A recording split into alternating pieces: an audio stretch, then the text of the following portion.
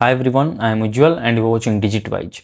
In this video, I am going to show you how to fix restart and shutdown buttons missing on Mac login screen. So if you can no longer see the restart and shutdown buttons before sign in, it is usually because the option that control the power buttons has been disabled. Even though the title mentions only restart and shutdown button, but the same setting also controls the sleep button. So by turning this option back on, all these three power buttons will appear again. So here's how to fix it. First click on the Apple logo and then choose system settings. Now in the left side pane go to lock screen and here you can see the option to show sleep, restart and shutdown buttons. In your Mac probably this toggle is disabled. That's why these options are not showing on the Mac login screen. So to fix the issue, all you just need to enable the toggle. And if you have already enabled this toggle but still the options are not showing, then disable it first and then enable it again. And that's it.